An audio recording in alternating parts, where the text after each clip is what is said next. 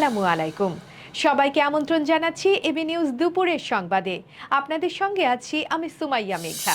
ভোলা পৌরসভার জামাতে ইসলামীর কর্মী বিবি সাউদা সুমিকে নিজ বাসা থেকে গ্রেপ্তারের প্রতিবাদ জানিয়েছে বাংলাদেশ জামাতে ইসলামী মহিলা বিভাগ।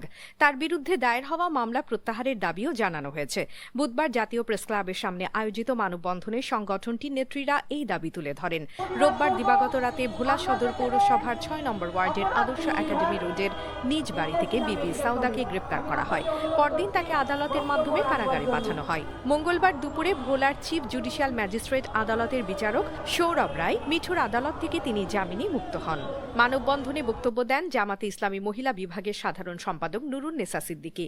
তিনি বলেন, দেশে তেল গ্যাস সংকট দ্রুত সমাধান করতে হবে, চাঁদাবাজি বন্ধ করতে হবে এবং বিচার বিভাগের স্বাধীনতা নিশ্চিত করতে হবে। পাশাপাশি সাইবার বুলিং বন্ধে কার্যকর পদক্ষেপ নেওয়ার আহ্বান জানান তিনি। রাজধানীর সায়দাবাদ এলাকায় থাকা সব অবৈধ বাস কাউন্টার ৩০ মিনিটের মধ্যে সরিয়ে নিতে নির্দেশ দিয়েছে ঢাকা দক্ষিণ সিটি কর্পোরেশন ডিএসসিসি পরিচালিত মোবাইল কোর্ট। বুধবার দুপুরে মাইকিং করে এই ঘোষণা দেন ডিএসসিসির কর্মকর্তারা, যা এলাকায় তাৎক্ষণিক আলোচনার জন্ম দেয়। এর আগে সকাল ৯টায় সায়দাবাদ আন্তজেলা বাস টার্মিনালের আশপাশে অনুমোদনবিহীন সব কাউন্টারে অভিযান চালানোর কথা জানায় ডিএসসিসি। তবে বাস্তবে অভিযান শুরু হয় দুপুর ১২টার পর। জানা যায়, অভিযান শুরুর আগে একজন নির্বাহী ম্যাজিস্ট্রেট সহ ডিএসসিসির উচ্চ পর্যায়ের একটি টিমের সঙ্গে বাস মালিকদের দীর্ঘ আলোচনা হয়। এই আলোচনার কারণেই নির্ধারিত সময়ের তুলনায় ৩ ঘণ্টার বেশি দেরিতে অভিযান শুরু হয়। ডিএসসিসির কর্মকর্তারা জানান, সড়ক দখল, যানজট সৃষ্টি এবং জনদুর্ভোগ বাড়ানোর কারণে এসব অবৈধ কাউন্টার অপসারণ জরুরি হয়ে পড়েছে। নির্দেশ অমান্য করলে আইনানুগ ব্যবস্থা নেওয়া হবে বলেও সতর্ক করা হয়। সাম্প্রতিক ২ সপ্তাহের যুদ্ধবিরতিকে বড় বিজয় হিসেবে উল্লেখ করেছে ইরান। মঙ্গলবার ইরানের সর্বোচ্চ নিরাপত্তা সংস্থা Iranian supreme national security council এক বিবৃতিতে জানায়, ইরানিদের লক্ষ্য করে পরিচালিত অবৈধ, কাপুরুষোচিত ও অপরাধমূলক যুদ্ধের জন্য শত্রুপক্ষ ইতোমধ্যে ঐতিহাসিক ও বিধ্বংসী পরাজয় ভোগ করতে শুরু করেছে। সংস্থাটির ভাষায় এই যুদ্ধবিরতি ইরানের জন্য একটি বড় অর্জন। একই দাবি তুলেছেন যুক্তরাষ্ট্রের প্রেসিডেন্ট ডোনাল্ড ট্রাম্পও। যুদ্ধবিরতির ঘোষণার পর মঙ্গলবার এএফপিকে দেয়া এক টেলিফোন সাক্ষাৎকারে তিনি বলেন, এটা সম্পূর্ণ এবং সর্বাত্মক বিজয়, একদম শতভাগ। এ ব্যাপারে আর কোনো প্রশ্ন নেই। তার বক্তব্যে স্পষ্ট, যুক্তরাষ্ট্র এই বিরতিকে নিজেদের কৌশলগত সাফল্য হিসেবে দেখছে। উল্লেখ্য, গত ২৮ ফেব্রুয়ারি ইরানে যুক্তরাষ্ট্র ও ইসরায়েলের যৌথ সামরিক অভিযান শুরুর এক সপ্তাহ পর পাকিস্তানকে মধ্যস্থতার আহ্বান জানান প্রেসিডেন্ট ট্রাম্প। এরপর মার্চে ইরানের কাছে ১৫ দফা শান্তি প্রস্তাব পাঠানো হয়। ইরান প্রথম প্রস্তাব প্রত্যাখ্যান করলে পরে সংশোধিত সংস্করণ পাঠানো হয়, যেখানে ৪৫ দিনের যুদ্ধবিরতির কথা উল্লেখ ছিল। দুই পক্ষের এই বিজয় ঘোষণার মধ্যেও পরিস্থিতি পুরোপুরি স্থিতিশীল নয়। যুদ্ধবিরতির শর্ত, আঞ্চলিক উত্তেজনা এবং ভবিষ্যৎ আলোচনার দিক নির্দেশনা এখনও অনিশ্চয়তার মধ্যেই রয়েছে। অবশেষে শর্ত সাপেক্ষে ২ সপ্তাহের যুদ্ধবিরতিতে সম্মত হয়েছে যুক্তরাষ্ট্র ও ইরান। পাকিস্তানের প্রধানমন্ত্রী শাহবাজ শরীফ এই আলোচনায় মধ্যস্থতার ভূমিকা পালন করেছেন। দীর্ঘ উত্তেজনার পর এই সাময়িক বিরতি পরিস্থিতি কিছুটা শান্ত করলেও শর্তগুলো কঠোর, বিশেষ করে হরমুজ প্রণালী ঘিরে। তথ্য অনুযায়ী হরমুজ প্রণালী দিয়ে পারাপারের জন্য প্রতিটি জাহাজ থেকে ইরান $২০ লাখ পর্যন্ত ফি দাবি করছে।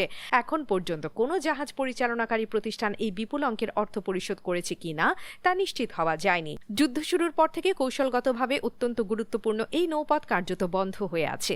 সমুদ্রপথে পণ্য পরিবহনের ট্র্যাকিং তথ্য বলছে, যুদ্ধপূর্ব সময়ের তুলনায় বর্তমানে মাত্র ৫% জাহাজ এই রুট ব্যবহার করছে। তবে পাকিস্তান ও ভারত তাদের পতাকাবাহী কিছু তেলবাহী ট্যাঙ্কারের নিরাপদ চলাচলের জন্য ইরানের সঙ্গে বিশেষ নিশ্চয়তা আদায় করেছে।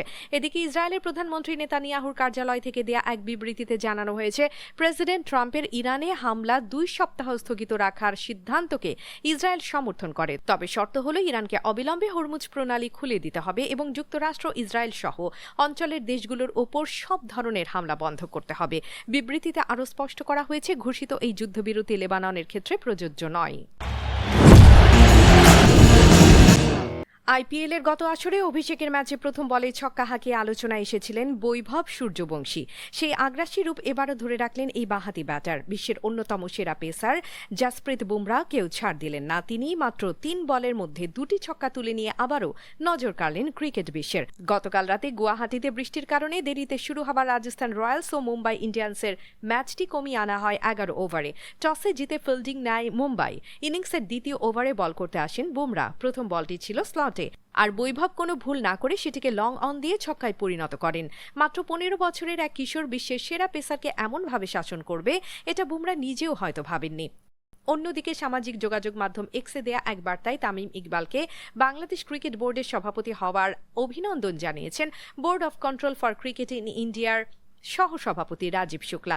তিনি লিখেছেন, তামিম একজন সাবেক ক্রিকেটার হিসেবে দেশের ক্রিকেটকে যেমন প্রতিনিধিত্ব করেছেন, তেমনি তার নেতৃত্ব বাংলাদেশ ক্রিকেটের সম্ভাবনাকে দেশে বিদেশে আরও উজ্জ্বল করবে। এর আগে জাতীয় ক্রীড়া পরিষদ এনএসসি নির্বাচিত হওয়ার মাত্র 6 মাসের মাথায় আমিনুল ইসলাম বুলবুল নেতৃত্বাধীন বিসিবির কমিটি বিলুপ্ত ঘোষণা করে। এনএসসি জানায়, তদন্ত কমিটির প্রতিবেদনে নির্বাচনে সরকারি হস্তক্ষেপ, ভোটিং এর কারচুপি এবং বুলবুলের বিরুদ্ধে ক্ষমতার অপব্যবহারের ইঙ্গিত পাওয়া গেছে। এসব কারণেই কমিটি ভেঙে দিয়ে 3 মাসের জন্য নতুন অ্যাডহক কমিটি গঠনের সিদ্ধান্ত নেওয়া হয়। দর্শক, এতক্ষণ আমাদের সঙ্গে থাকার জন্য ধন্যবাদ। আপনার প্রতিষ্ঠানের প্রচারের জন্য আস্থা রাখতে পারেন এবি নিউজে। যে কোনো বিজ্ঞাপন দিতে যোগাযোগ করুন স্ক্রিনে থাকা নাম্বার ও ইমেইলে।